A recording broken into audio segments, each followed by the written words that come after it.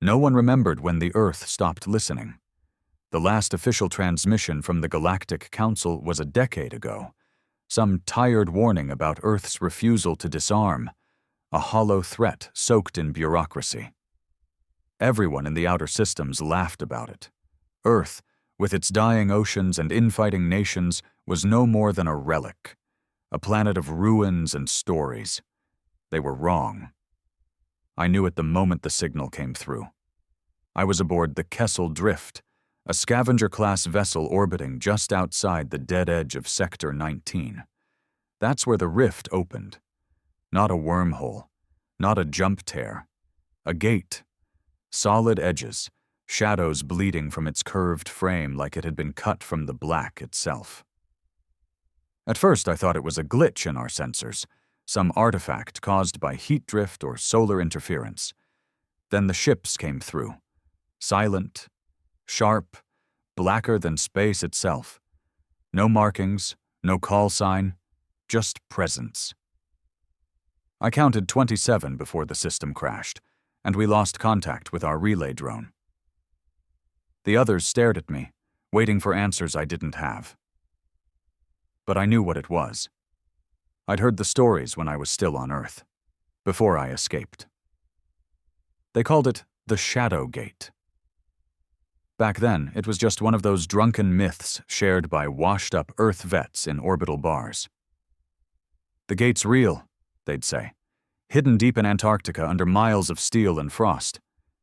They claimed it was the last line of defense, something built during Earth's darkest days when the world governments knew the rest of the galaxy would come knocking. No one believed them. Why would we? Earth barely had the tech to keep its satellites functional. The idea that they could build something powerful enough to hide an entire fleet? Madness. But madness has teeth. The fleet that emerged from that gate wasn't just real. It was ready. They didn't send out hails.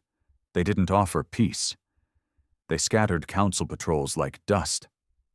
A dreadnought the size of a small moon tore through the vanguard lines without losing shield integrity. And at the head of it all was a ship that had no right to exist. The Lucifer Protocol. Its name was burned into old military archives, decommissioned, dismantled, and outlawed after the Mercury Rebellion.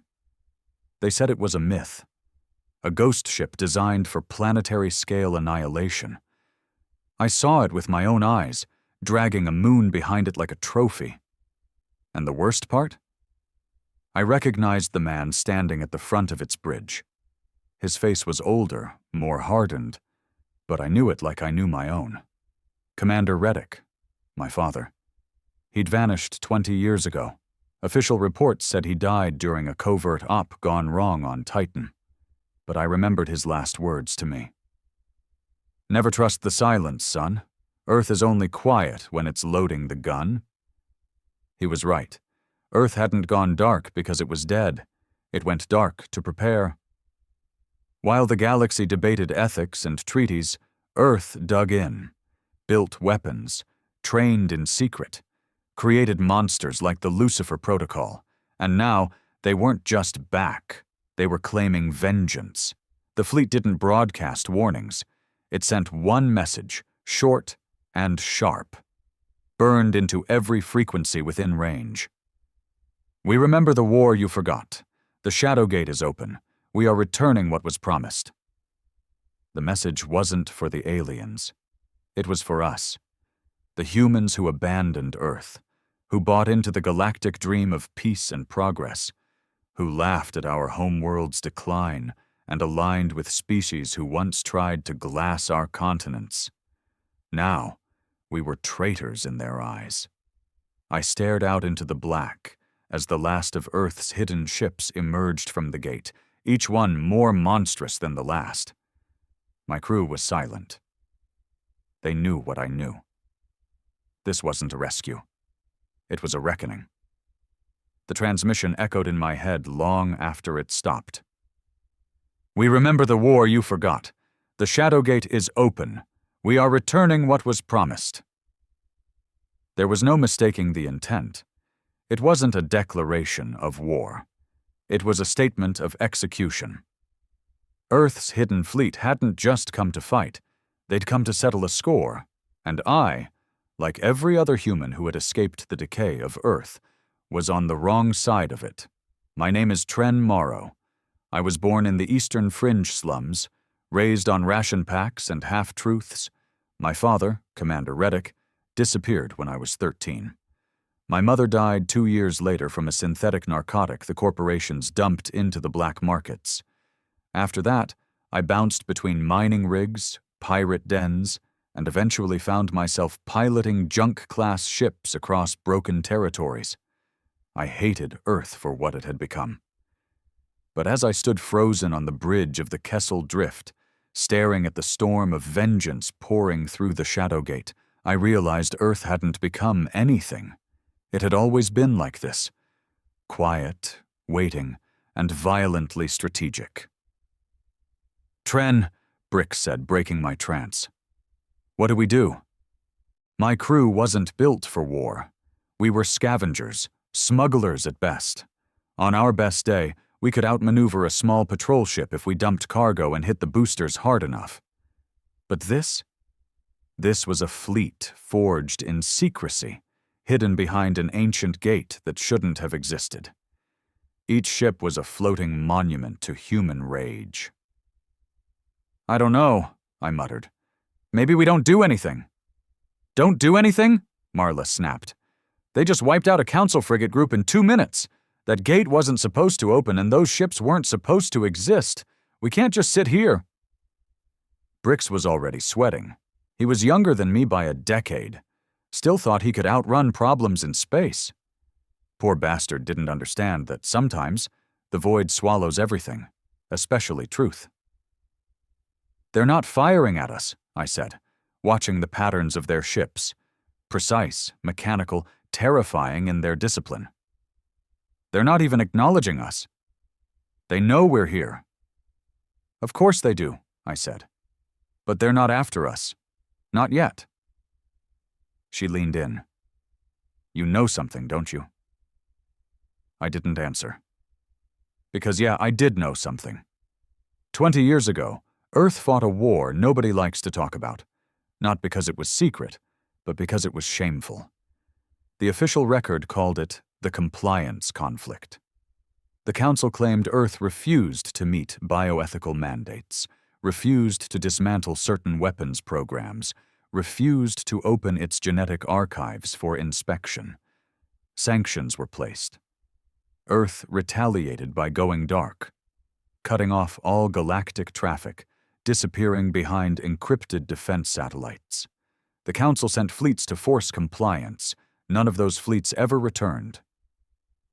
Then Earth went quiet. Quiet for too long. Everyone believed Earth had finally collapsed under its own weight. Between climate failure, social riots, and resource depletion, it was an easy lie to accept. And so the galaxy moved on. But in the silence, Earth did not die. It evolved, and someone, my father, had helped them do it. 3 hours later, the fleet was gone. Just vanished, slipped into the void in formation, no explanation, no further contact, like ghosts returning to the crypts. But the signal they sent, the message, was still bouncing through the deep channels. And it was enough. Panic spread like fire. Every major outpost near Sector 19 went into lockdown. Civilian ships were grounded, trade routes rerouted. Fleet commands issued silent mobilizations without admitting anything publicly. Because admitting the truth meant acknowledging a failure no species could afford. Humanity had outwitted the galaxy. Again. I was back in my quarters when the second message came. Not from the fleet. From a private, encrypted channel, one I hadn't seen active in 20 years. It pulsed once, then again. Old Earth coding. Legacy military structure. Call sign Raven. I froze. That was his call sign. My father. The message came with no voice, just a pulse-coded directive. Beacon active. Initiate Protocol V. My hands trembled as I accessed the terminal, and decrypted the file. What loaded wasn't data, it was coordinates. Deep space, far off the maps, near a system we used to call Lazarus Drift, a no-man's zone. No trade routes, no active systems, just floating debris and long-dead comms buoys. Attached was a simple phrase. They will come for you. Make a choice. Earth remembers its sons. What is that? Brix asked from behind me. Nothing, I lied, shutting the file. Marla pushed forward. It's not nothing. Your face just went pale. I turned to them slowly. It's a summons. From them? She asked. I nodded. You're insane if you're thinking about it, she said, crossing her arms.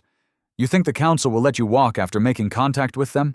You think they won't burn us all for even hearing that message? Maybe, I said, standing up. But if I don't go, I'm a traitor to both sides. She grabbed my arm. You don't owe that planet anything. It gave up on us. No, I said quietly. We gave up on it. I left the room without another word. We set course that night. I didn't tell them the real reason I was going. Didn't tell them about the day I found my father's encoded diary after he vanished. Didn't tell them he had planned all of this. Not the war, not the gate, but the survival. The vengeance. He wrote about the Project Umbra, a failsafe designed to hide Earth's true defense capabilities behind a global collapse narrative. They'd let the world rot on the surface, while the real Earth buried itself deep underground, underneath oceans, inside tectonic fault lines, in cryovaults orbiting black site moons. While the galaxy mourned Earth's failure, it was building an empire of silence. And now it was done hiding. Lazarus Drift was colder than I remembered. I landed on a derelict station marked by Earth's old military crest, long since outlawed, declared defunct. The symbol still stood, the Earth ringed with shattered chains. The inside of the station was dead. No lights, no warmth, just frost-covered panels and rusting steel. I moved through it alone. My crew had refused to follow. I didn't blame them. Near the center of the station, the beacon glowed red. I stepped into the room, and there he was. Older, grayer, but it was him. My father. Tren, he said like it had only been a few weeks. You came. I didn't answer right away. My throat was too tight. He stepped forward. We don't have much time. What the hell is this? I finally asked. What have you done? He looked around slowly, like taking in the silence of his sins. What I had to, he said. What your mother wanted us to do, what Earth needed. You lied to everyone. No, he said, voice sharp. They lied. We kept a secret. There's a difference. He walked toward the terminal and activated a panel. A holo map lit up. Systems, fleet deployments, covert installations. It was a web of military strategy that stretched across half the known galaxy. Project Umbra was never about survival, I said slowly. It was about revenge. Not revenge, he replied. Correction. I felt my stomach twist. You're going to start a war. He turned and stared me dead in the eyes. Son, we're already in it. We've always been in it. The war never ended. It just got quieter. He told me everything. How Earth's fall was orchestrated by internal traitors, humans who sold out for alien tech, political favor, corporate power. How the Council planned to sterilize Earth's next generation through DNA regulation disguised as aid. How Earth's leaders had faked their own collapses, strategic collapses, to escape control. And how the Shadowgate was the final test. A message to all of them. Earth remembers. Earth fights. He offered me a place in the new order. Not peace. Power. You have a choice, he said. You can stay out here, be hunted, or you can come home. I looked at him, my mind torn between fury and awe. You disappeared, I said. You left me. I saved you, he replied. Out there you weren't a threat. Out there you could live. I couldn't take the risk that they'd find out who you were. I shook my head. This isn't salvation. It's madness. No, he said, eyes cold. This is justice. I left the station at dawn cycle. I didn't tell him my decision. He didn't ask. But as the Kessel Drift pulled away from Lazarus Drift, I saw the stars begin to shift. Earth's fleet was moving again. Not toward the Council, not toward alien systems, toward the colonies, the ones full of exiled humans, the ones who had forgotten their blood, their birthplace, their duty. We weren't just exiles now. We were targets, and I knew that I had two choices. Warn them, or watch humanity burn itself alive from both ends. The truth sat on my chest like a goddamn weight I couldn't throw off. My father was alive. Earth's secret fleet was real, and now they were coming for us, those of us who left Earth behind, those of us who bent the knee to the Council, those of us who believed we could run from our past. Back on the Kessel Drift, I stared at the flickering holomap of fleet movements pulled from the decrypted data he fed me. The red arcs across the outer colonies weren't suggestions. They were strike vectors, predicted impacts, kill zones. Earth wasn't aiming at the aliens first. Number. They were going after the traitors. United States. Still think you're going to keep this quiet? Marla said from behind me. Her voice was cold, controlled. She wasn't the kind of woman who panicked, she calculated. That's what made her dangerous. And that's what made her right. I looked up. You saw it? We all did. Bricks broke the encryption on the secondary feed while you were gone. We didn't need your permission. Wasn't planning to hide it, I muttered, knowing I probably would have. Brick stood near the cockpit, pale and frozen. They're not just targeting military stations, Tren. They're targeting civilian colonies, human outposts, ones we've done trade with, ones we've lived in. I know. They're going to slaughter them. I know. Silence settled like ash across the bridge. Even the usual hum of the ship felt muted, like the Kessel Drift knew what was coming. So what now? Marla asked. I didn't answer right away, because the truth was I didn't know. I didn't know if I was supposed to warn the colonies, warn the Council, run, fight, or bury my head and pretend the truth didn't claw at every inch of my soul. That was my father out there, leading the fleet, the man I had mourned, the man I had hated, the man I had respected. And now he was the architect of a genocide. We docked at a fringe station in orbit above Calis IV, a quiet little mining rock where Earth-born humans made up about 60% of the population. The rest were hybrid bloods and Council-registered migrants. It wasn't much, but it was independent. No full Council protection, no heavy artillery, which meant it was a soft target. I didn't even have time to step off the ramp before station security flagged us. 2 armed guards, Council uniforms, and a third in civilian gear, eyes sharp, skin like baked leather. I recognized him. Commander Rennick. Used to serve under my father, back in the Mercury Rebellion. Thought he'd died years ago. He didn't smile when he saw me. Just stared. Tren Morrow, he said. Didn't think I'd see your face again. Didn't think I'd live long enough to show it, I replied. We shook hands like soldiers do. Grip tight, no warmth. You know why I'm here, I said. He nodded and then motioned for me to follow. Inside the war room, Rennick pulled up orbital surveillance footage. The system was already jittery. Communications jammed on 3 frequencies, local satellites fried with pinpoint precision, and long-range scans picking up movement near the Kuiper edge. They were close. They haven't fired yet, Rennick said. They're waiting, I replied. They want the first blood to mean something. Any idea what the hell they're doing, Morrow? I stared at the footage for a long time. They're not just destroying colonies, I said finally. They're cleansing the bloodline. Rennick turned his head slowly, unsure he heard me right. They're not after aliens, not yet. Not council warships or military command. They're targeting humans who left Earth. Anyone who accepted council tech. Anyone who rejected Project Umbra. Anyone who betrayed the cause. Jesus, Marla whispered behind me.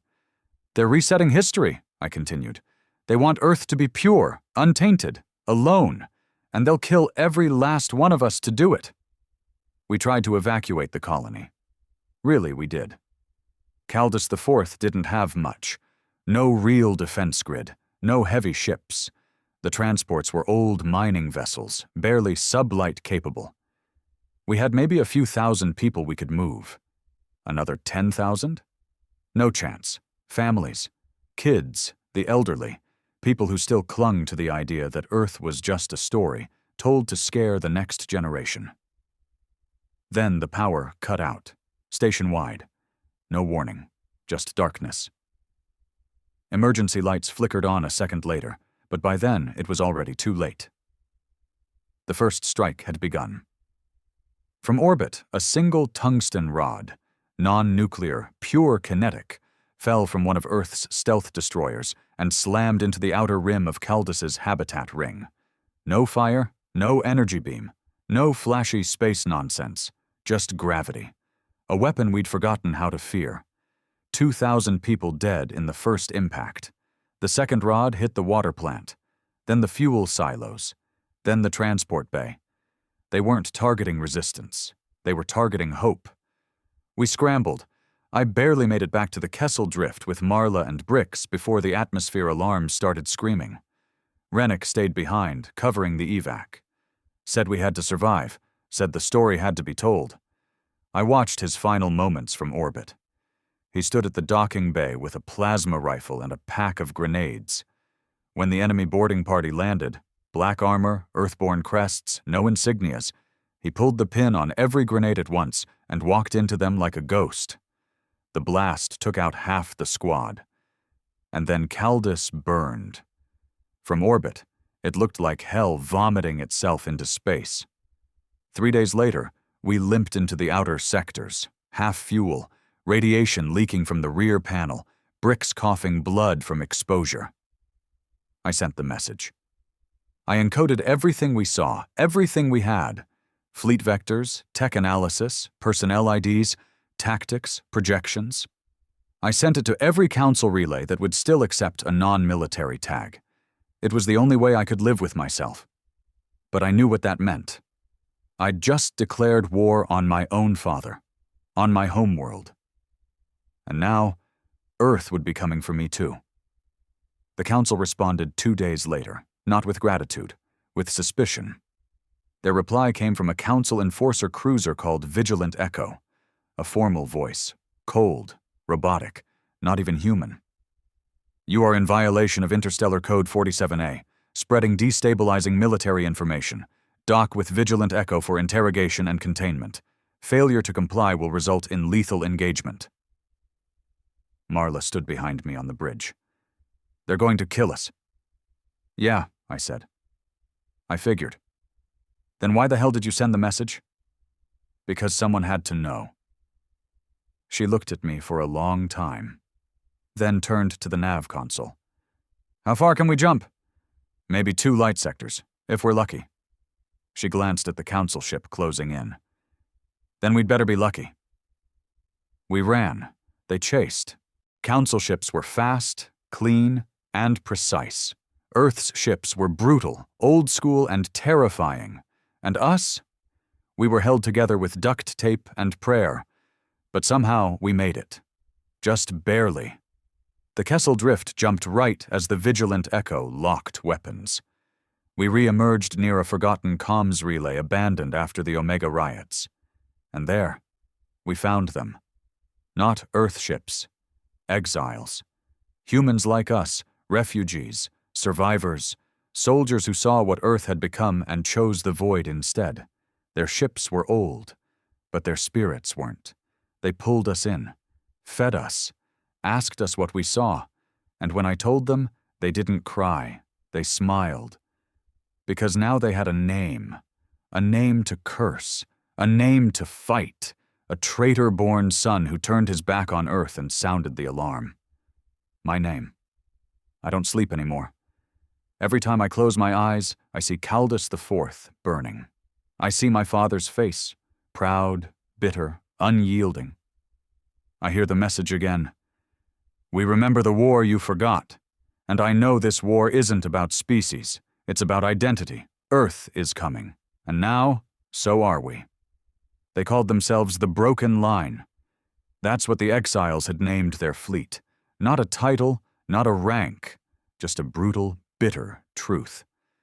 They were the broken line in Earth's history, the jagged scar of humanity that had chosen survival over allegiance, reason over loyalty, and were now hunted like animals because of it. I sat inside their flagship, the Warden's Dagger, staring out of a porthole that hadn't been cleaned in decades. The stars out here looked different. Colder, less forgiving. They say you knew it was coming, said the man next to me. I didn't turn to look. I didn't know everything. But yeah, I had the warning. He nodded. You sent the signal. You got people's attention. That counts for something. Not for the ones on Calis IV. No, he agreed. Not for them. His name was Haron. No rank, just a name. Most of the exiles didn't use titles anymore. They didn't believe in military order the way Earth's fleet did. To them, that kind of hierarchy had led to betrayal and death. But Haron was respected. When he spoke, others listened. I fought under your father once, he said after a while. Back before the gate. I tensed but said nothing. He was sharp, cold, calculated, but brilliant. He made people believe in Earth again, when Earth had nothing left. You should have seen the bastards back then. Council dogs dropping warheads, policing Earth's own citizens, stripping minerals like they owned the soil. I remember enough, I muttered. He was a hero once. He's a butcher now. Haron didn't argue, just sipped from a metal flask and passed it to me. I took a swig. It burned all the way down, tasted like fire and regret.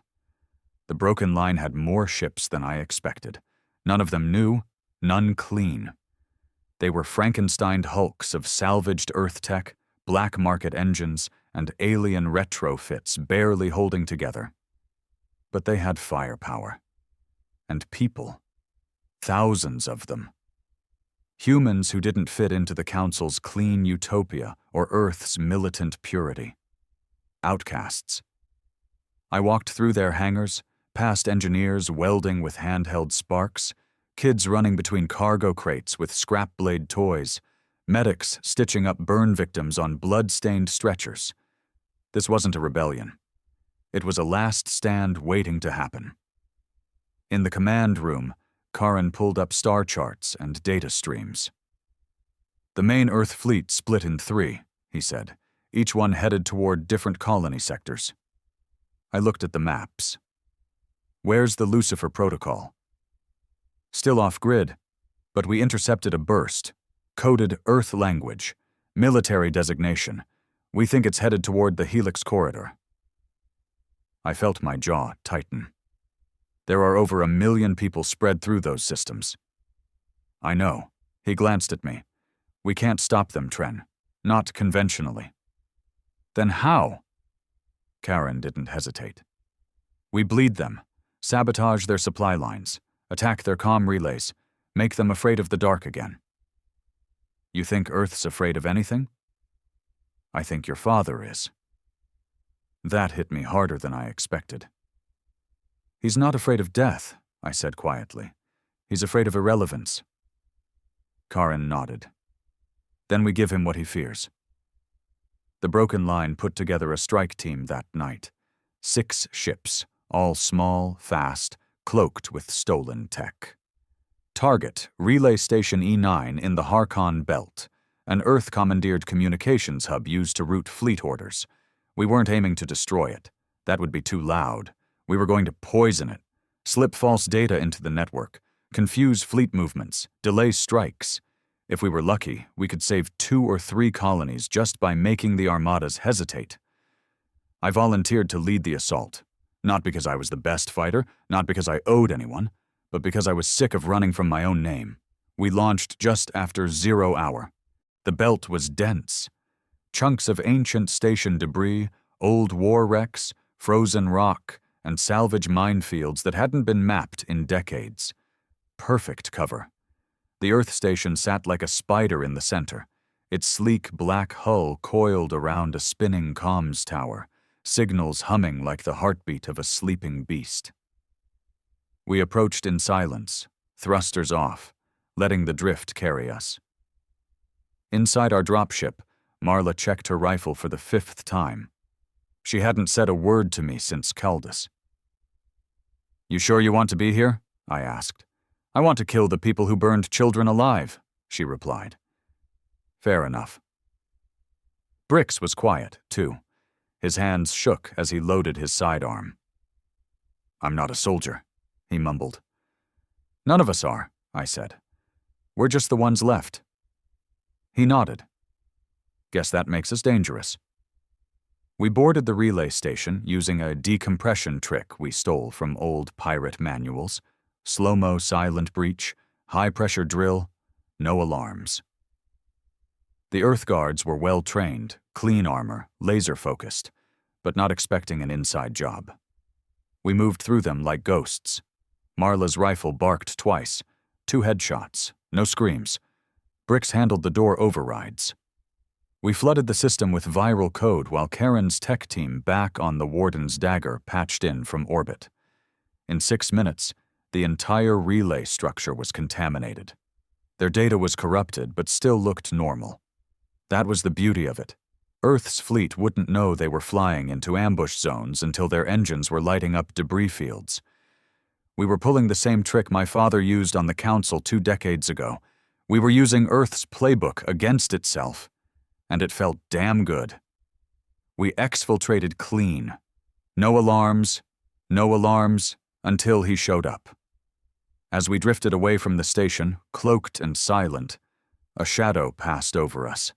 Massive, silent, star-splitting in size, the Lucifer Protocol. I didn't need sensors to confirm it. I felt that ship in my bones, like a monster sniffing the air for blood. My breath stopped. My heart pounded against my ribs like it wanted out of my chest.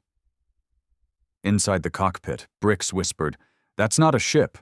That's a goddamn floating executioner." And he was right. The Lucifer Protocol was more than a dreadnought. It was a mobile war platform, armed with systems banned by every interstellar treaty ever written. Things no one had ever seen used in combat. Because the last time it fired, an entire moon was erased. We powered down completely. Not a single watt of energy. The drift took us right past her hull, so close I could see the reflection of our ship in her gunmetal skin. She didn't fire. She didn't need to. The message was clear. They knew we were there, and they let us go. Back on the Warden's dagger, Karen met us in the hangar bay with clenched fists and bloodshot eyes. "You saw it?" I nodded. "She's here." He rubbed his temples. "We're out of time." I leaned on the edge of the ship, sweat still clinging to my neck. "How much damage did we do?" Karen glanced at his datapad. "Enough. 2 fleets are stalled. 1 colony managed to evacuate in time. The others? We'll see." "Not enough," Marla said flatly. "No," I admitted. "But we made a dent." He turned to me, jaw tight. "You know what has to happen now, don't you?" I did, because Sabotage wouldn't stop this war. Not anymore. We needed something louder, something permanent. We needed to take down the Lucifer Protocol. And that meant facing my father, face to face. No more hiding. No one said it out loud, but we all knew the mission was suicide. You don't just take down a warship like the Lucifer Protocol. You don't even get close to it unless it wants you to. It isn't a ship. It's a floating monument to control, to finality, Earth's symbol that the age of compromise is over. But it had one weakness. My father was still on board. "You sure you're ready for this?" Karen asked, arms crossed, jaw tight. "No," I said. "Good. Means you'll be careful." We stood around the holomap as his team mapped a path toward the Helix corridor. Earth's fleet was concentrating there, multiple colonies, trade lanes, and a high number of defectors. They weren't just hitting targets for military gain. They were making examples. "Lucifer is operating with 2 escorts," Karen continued, pointing.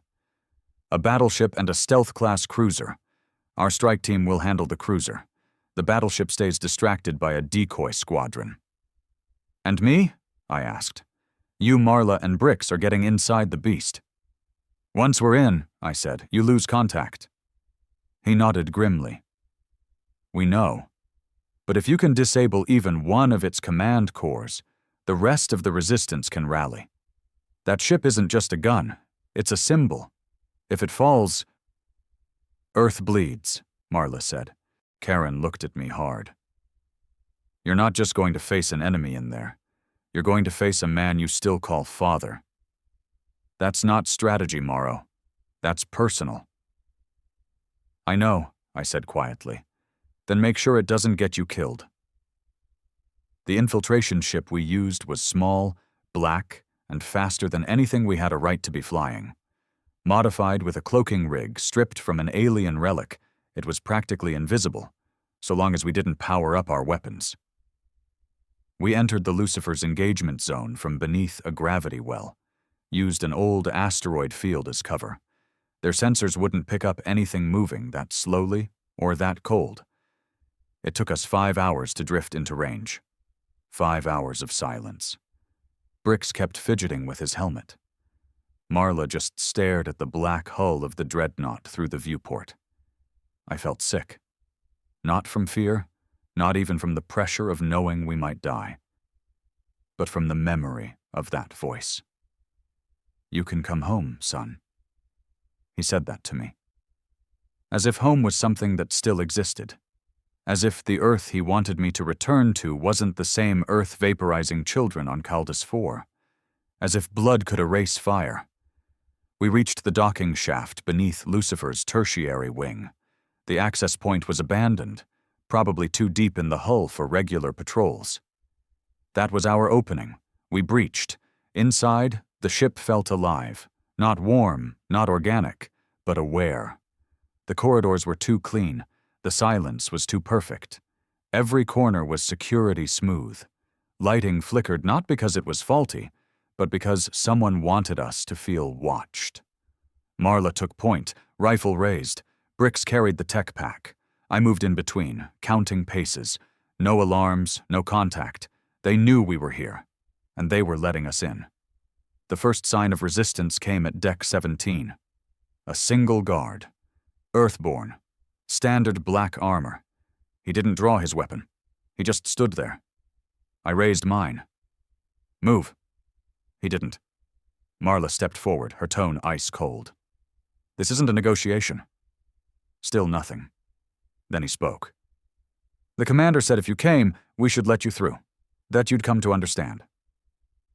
I stared at him. "And if we don't?" He smiled. "Then he said you'd die here, but that you'd die free." Marla dropped him with a single shot. No hesitation. No drama. We kept moving. The core of the ship was deeper than expected, protected by a maze of corridors and motion-synced blast doors. Every hallway felt like a trap. But the strange thing? No one came. Not one firefight.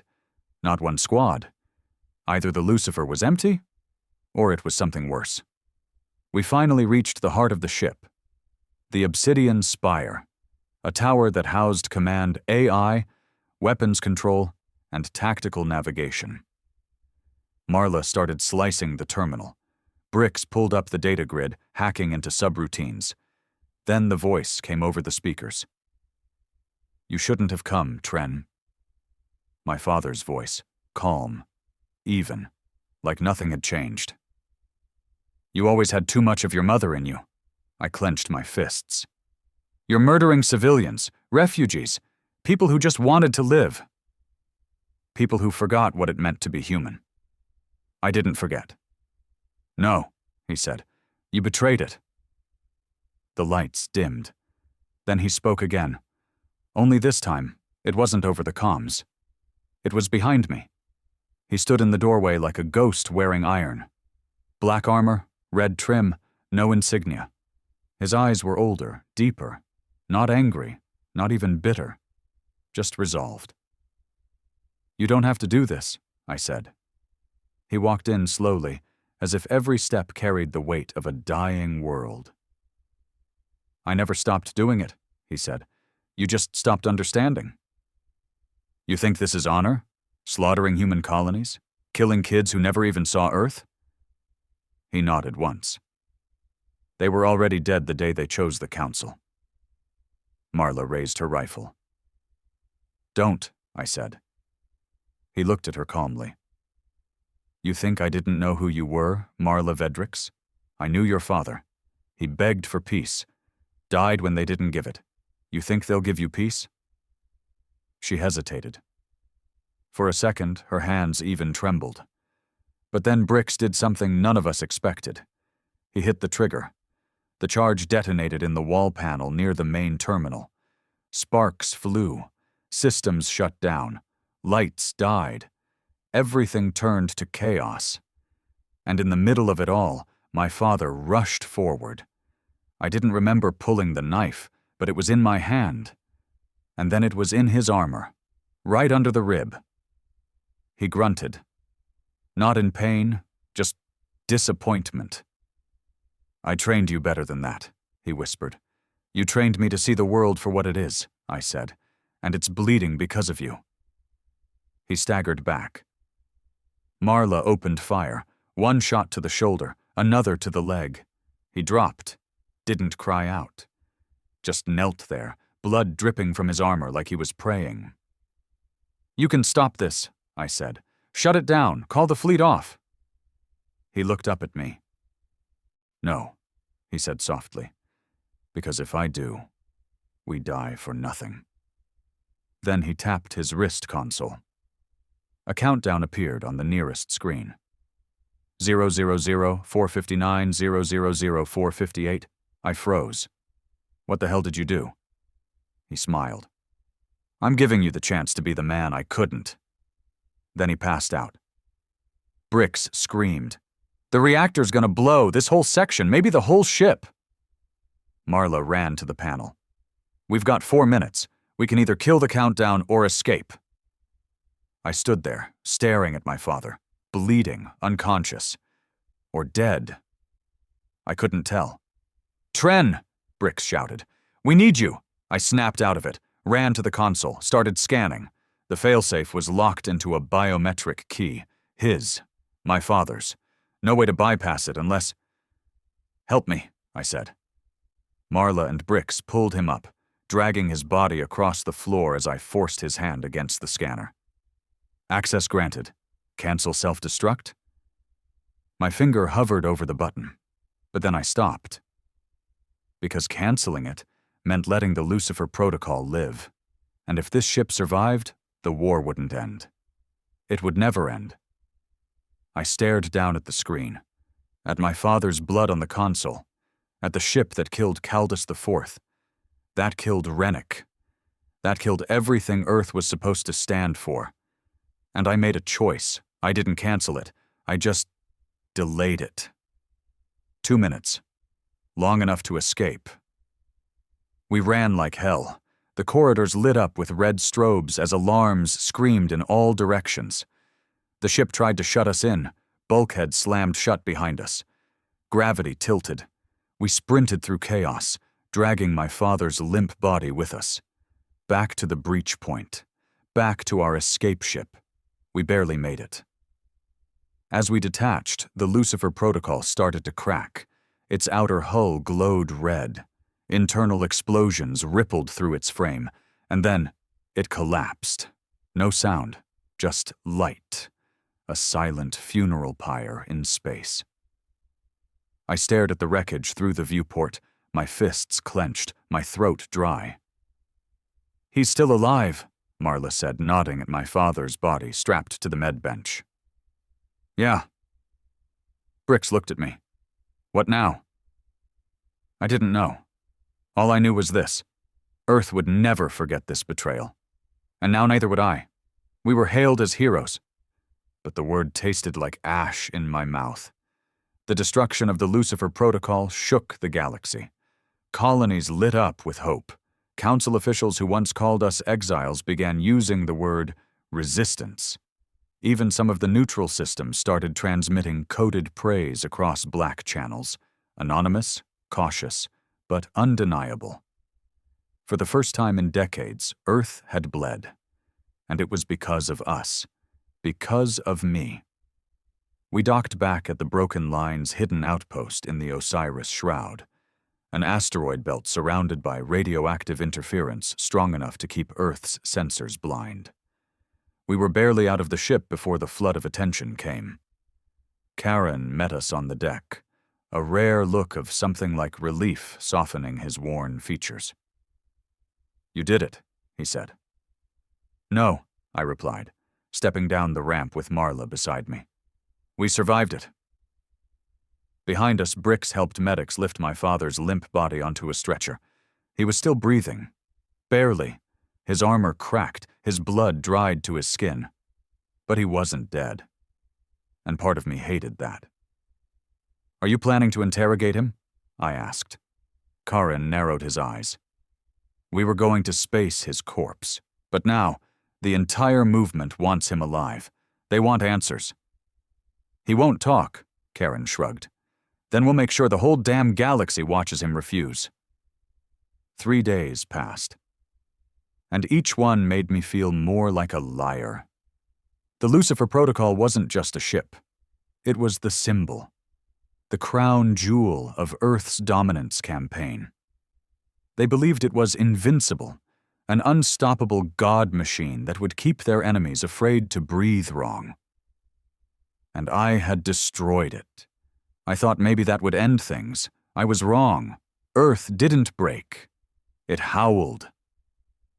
The first retaliation strike came faster than anyone expected, a precision orbital bombardment on New Typhon, a civilian colony sympathetic to the resistance. No warning, no demand for surrender. 3 million people, gone in under 5 minutes, no survivors. The Council blamed us, called our destruction of the Lucifer an escalation of rogue aggression. They didn't want to fight Earth. They wanted to appease it. And just like that, the same bastards who abandoned Earth in its time of need were bending the knee to it now. Some colonies even started broadcasting allegiance oaths to the Earth fleet, declaring loyalty, disowning the resistance. They called us terrorists, traitors, said we were dragging the rest of humanity into a war it never asked for. It was happening again. Earth had always known this would be the result. They planned for it. That's why they made the Lucifer Protocol a martyr before we ever boarded it. My father had known we'd strike. He let us win. And now Earth had a license to kill. He woke on the 4th day. I was alone in the med bay, sitting in the dark, watching his chest rise and fall. When his eyes opened, there was no panic, no confusion, just silence. "You should have killed me," he whispered. "I tried," I said, "but you're too stubborn to die." He chuckled softly, then coughed blood. "You think this is a victory?" he asked. "All you did was light the fuse. Now Earth burns hotter." "Earth is burning everything. There's no line anymore, no rules." There were never rules, Tren. There were only stories to keep the weak compliant. I stood. "You're going to answer for what you've done. Publicly." He looked at me with something between pity and disgust. "You think your little resistance can win? You think the Council will help you? The same Council that mined Earth's oceans and sterilized our children? You don't have allies. You have leeches." I didn't respond. I didn't need to. I left the medbay and sealed the door behind me, let him rot in his own righteousness. Charon's war council convened later that day. The room was packed with officers, captains, old mercenaries, and a few former council defectors. Everyone looked angry, exhausted, and desperate. They should have. We were running out of time. "We can't match them ship for ship," Charon said, pacing near the hollow map. "Every time we sabotage a fleet, they glass 3 more colonies." "We're bleeding support," someone growled. "We promised protection, not provocation." "They're scared," Marla cut in. "That means they can still be moved, but not with speeches. We need another hit." Charon looked at me. "Suggestions?" I didn't hesitate. "Shadowgate." The entire room went silent. One of the captains spat. "That's suicide." "Not if we cripple it," I said. "Earth's entire covert fleet moves through it. It's how they bypass council scans. They've made it their lifeline." "You want to go back to Earth?" Charon asked. "Back home?" I nodded. "If we destroy the Shadowgate, we cut off their teeth. Their fleet becomes scattered, slower, dumber. We even the field. And if they see us coming?" I swallowed. "Then we make sure we don't get seen." The plan was madness. Infiltrate the frozen wastes of Antarctica, where the original Shadowgate control hub was located. Hack the system. Detonate a viral bomb that would corrupt the core routing algorithms and collapse the gate's internal structure. If it worked, the fleet would be stranded. Their stealth routes gone. Their advantage obliterated. But to do it, we'd need to walk back into the one place I swore I'd never return. Earth. We dropped into low orbit under cover of magnetic storms. The ship was stripped of ID, masked with tech from 3 different alien races. We flew blind, fast, and low. The southern continent was worse than I remembered. The oceans were higher, the skies darker. And the land? It wasn't even land anymore. Just black steel, frozen dust, and towers built like teeth. Marla landed us 10 kilometers from the gate facility. That gave us one shot to go in silent and stay invisible. We moved through the ruins of old cities, places where I used to play as a child, now buried beneath layers of Earth's new order. Bricks led the way, hacking our path through sensor nets. Marla kept rear guard. I carried the virus bomb on my back. We didn't speak. We didn't have to. The mission didn't need words, only will. At the ridgeline above the gate complex, we finally saw it in full. A circular structure the size of a mountain, humming with dark energy, ringed by towers and guarded by legions of black-armored soldiers. The Shadowgate. Every pulse of its core shook the ground. It wasn't just a machine. It was Earth's beating heart. And I was going to stab it. We snuck through maintenance tunnels using codes I remembered from my father's decrypted archive. Outdated, but still functional. Once inside the inner ring, we planted the charge at the data spire, right above the quantum stabilizer that kept the gate balanced. "You sure this'll work?" Marla asked. "No," I said, "but nothing else has." Bricks armed the bomb. Then the alarms went off. They knew we were here. Of course they did. We never had a chance to escape. But we didn't plan to. I grabbed the detonator and looked at Marla. She looked back and nodded. Then I hit the switch. The world lit up. The Shadowgate screamed as its core collapsed inward, folding gravity in on itself like a star choking on its own pride. The blast ripped the sky open, and for one perfect second I felt peace. Because I had broken Earth's greatest weapon. I don't know how I survived. They say a resistance team pulled me out of the crater. Marla didn't make it. Brix's body was never found. But the gate was gone. And the fleet? Scattered. Confused. Earth's grip loosened. For the first time. They bled in the dark. I sat in a medical bay weeks later, wrapped in bandages, staring at the stars. Charon visited me. No words, just a firm hand on my shoulder.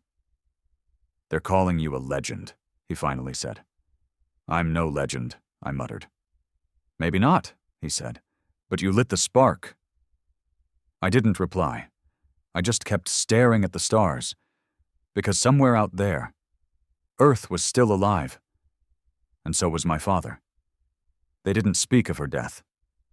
Marla's name was etched into the memory wall of the Warden's dagger, alongside hundreds of others lost since the war began. Haron said there would be a ceremony, a broadcast, some symbolic tribute. But I told him no. She wouldn't have wanted a speech. She would have wanted vengeance, cold, direct, and merciless. And so I gave her that instead. 2 days after I could walk again, I took command of a strike cruiser and led an ambush on the Earth outpost near Theta 8. We destroyed their food transports, crippled their stealth tech factories, and left behind a message written in the ash of their command tower. For Caldus, for Marla, for the Forgotten, and for a while, that was enough. Until Earth responded.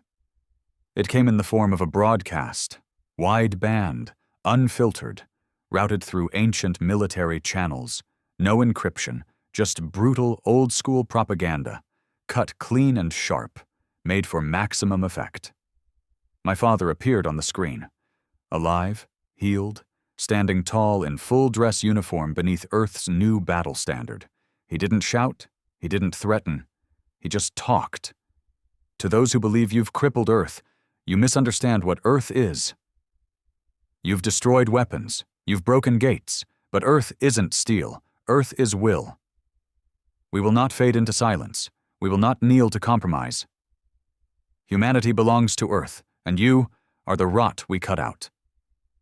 Then the feed changed.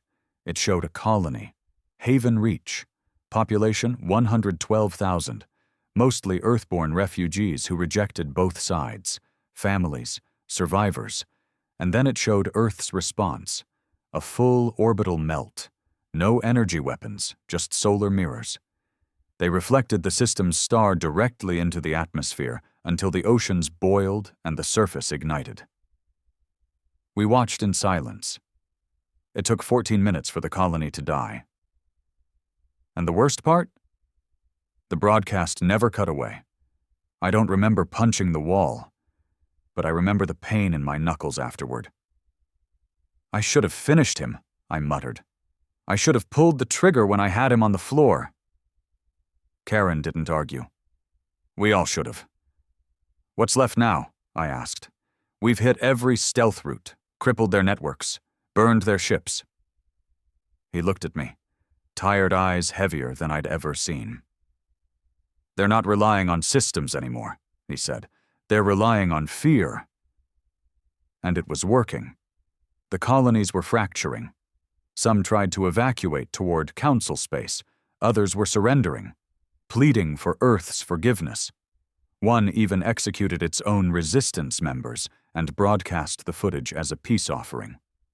They still burned, because Earth didn't want peace. It wanted obedience. 3 nights later, I sat alone in the comms room. My hands hovered over the console. I stared at the blinking light of a secure, untraceable line.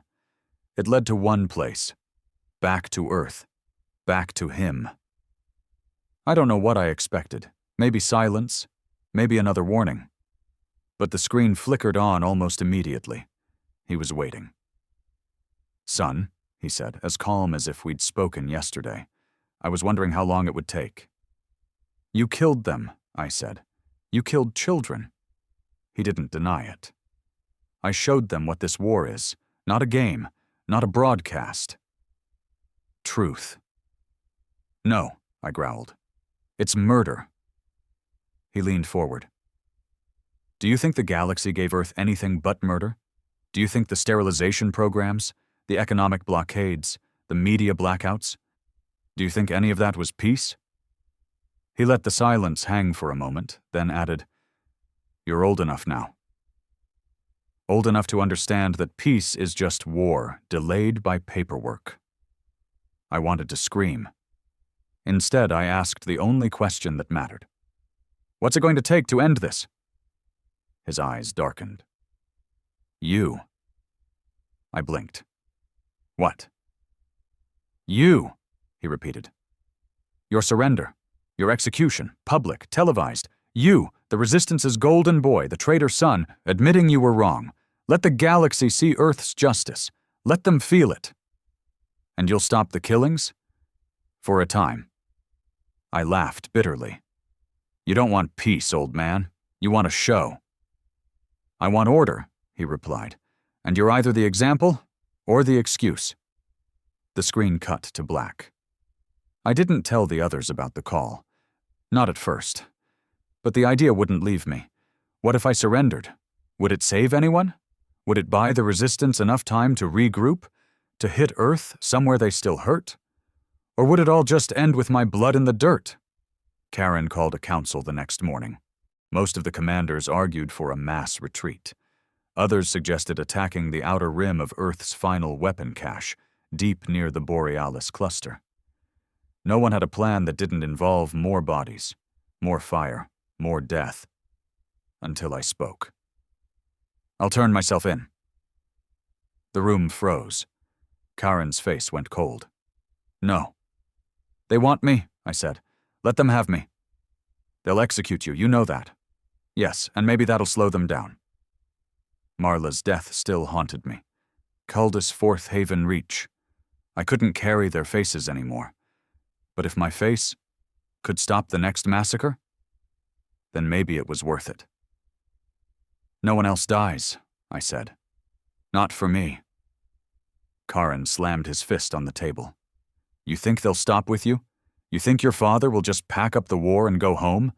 This isn't strategy, Tren. It's a goddamn death cult." I looked at him, calm, steady. "Then let me be the ghost they're haunted by." The plan was simple. I'd board an unarmed civilian transport, fly it into the Earth fleet under a diplomatic flag, broadcast my surrender. But I wasn't going alone. Inside my body, embedded behind a false rib, was a dormant nanite virus, one built by a defector scientist months ago, experimental, unstable, and highly illegal. It couldn't kill my father, but it could infect the ship's AI. Slowly, quietly. It would burn through their network like rot beneath paint. Give the Resistance a chance. One last shot. A ghost's revenge. As I prepared to leave, Brick stopped me in the corridor. He didn't say anything at first, just stared at me like he had back on Culdus when the bombs fell. Then he handed me something. Marla's dog tags. "She believed in you," he said. I nodded. "She still does," I replied. Then I boarded the ship, alone, and flew back to the planet I once called home.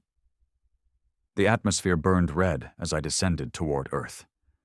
No escort, no weapons, just a civilian shuttle marked with peace signals and a signal beacon tied to my surrender.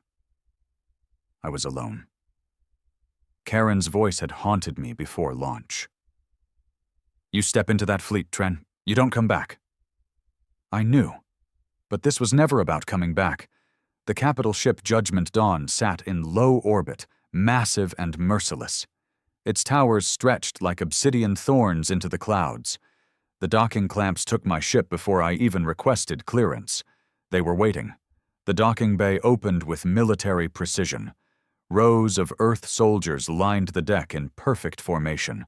Black armor, silver trim, faces cold. At the center of it all stood my father. General Reddick, alive, iron-backed, wearing medals he never earned and authority he stole from the dead. "Tren," he said, voice unshaken. "Welcome home." I didn't speak, just stepped forward and dropped to my knees. The silence that followed wasn't awkward. It was theater, and I played my part. I was paraded through the ship's interior in shackles. Cameras recorded every moment. Broadcasts ran through every frequency. The Council, the colonies, the Resistance. Everyone saw me kneel. I was Earth's captive now. Their trophy. The man who killed the Lucifer Protocol now chained and bleeding beneath their boots. They brought me to a chamber more like a cathedral than a court. Pillars of light, walls of chrome, and a single platform with a restraint chair in the center. There would be no trial, no statements, just execution. Broadcast to every system that still had breath left, to show them what happened to those who defied Earth. As the guard strapped me down, I could feel the virus behind my ribs humming. The nanites were already transmitting, spreading like a whisper through the ship's local systems. Small, invisible, just enough. The virus wasn't meant to destroy the ship. It was meant to corrupt the code of loyalty. Earth's new systems weren't just military, they were ideological. AIs that enforced compliance, biochips that filtered language and thought. Every soldier aboard the ship was being constantly reinforced with stimulus loops and brainwave control systems. What I gave them wasn't a bomb. It was doubt. And Earth couldn't survive doubt. My father entered the chamber last. He wore a ceremonial sword on his hip and a high-collar uniform that looked older than I was. The crowd fell into perfect stillness. "This," he began, pointing to me, "is the face of betrayal." His voice echoed through every comm system in orbit. He turned his back on his people. He aided in the destruction of Earth's fleet. He led a rebellion that has cost us millions. The words rolled over me like smoke. "He is not a martyr," my father said. "He is not a hero. He is a lesson." He turned to me. "Do you have final words?" I looked up, blood in my mouth, wrists bound, chest barely rising, and I whispered, "It's already happening." He frowned. "You didn't win," I said. "You just built the cage better." Then the lights flickered. Just for a second. A beat of silence. Then another flicker. My father's expression tightened. He gestured to the techs, whispered commands. The execution feed stalled briefly, then resumed. But it was enough. The virus was in. The feed wasn't just broadcasting my death. It was broadcasting Earth's rot.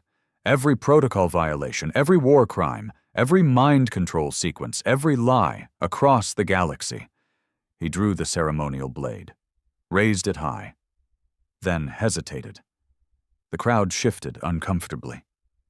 I saw it first in the eyes of the soldier to my left, just a flicker, a shake in the hands.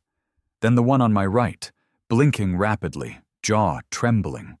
The virus had reached them. Not their flesh, their faith. The conditioning was cracking. Soldiers started looking at one another, whispers, palms twitching, blades lowering, and then someone shouted, "Is this justice?" My father turned, furious. "Who said that?" Another voice. "Why didn't we try him?" "Where was the court?" "He surrendered." "He saved colonies. He saved children." One by one, the soldiers began to step back. The illusion was breaking. Not with fire, with truth. My father turned back to me. His eyes weren't cold now. They were desperate. "You did this," he hissed. "No," I said. "You did. You just gave me the match." He raised the sword again, and this time, he didn't hesitate, but it never landed. A rifle cracked. The blade spun from his hand. A soldier had shot him in the arm. Blood sprayed. Gasps followed. Then chaos. The chamber descended into shouting.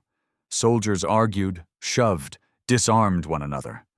The broadcast went wild, half the systems rerouting the viral leak, others being disabled manually. And me? I sat there, still shackled, still breathing, watching the empire my father built eat itself from the inside. It didn't end clean. Nothing ever does. Eventually, I was dragged out by soldiers who didn't know what to believe anymore. Some wanted to protect me. Others still wanted me dead. I was locked in a cell deep in the brig while Earth's systems collapsed into internal rebellion. The virus didn't end the war, but it fractured the core. Whole fleets went dark. AI networks turned rogue. Earth soldiers refused kill orders. Some executed their own commanders. Civil wars ignited within the war machine. The resistance didn't win, but Earth lost control. And that was enough. Charon's forces extracted me 6 days later. He looked at me like I was already a ghost. "You shouldn't be alive," he said. "Maybe I'm not." He didn't laugh. "Earth's not finished," he warned. "They'll rebuild, eventually." I know. But now? I looked up at the stars, blinking through the burn in my eyes. Now they bleed like the rest of us. They say I'm a symbol now, the boy who betrayed Earth, the man who cracked its chains. But I'm no hero. I just lit a match. The ones who burned for it, they're the real story. Marla, Brix, Rennick, the children on Calis IV, the nameless millions. They paid the price. I just made it count. The war didn't end that day. But something else did. The silence, the fear, the belief that Earth was untouchable.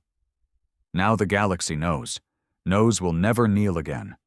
And even if I die tomorrow, chained to a wall or shot in some dark corner, they'll remember my name.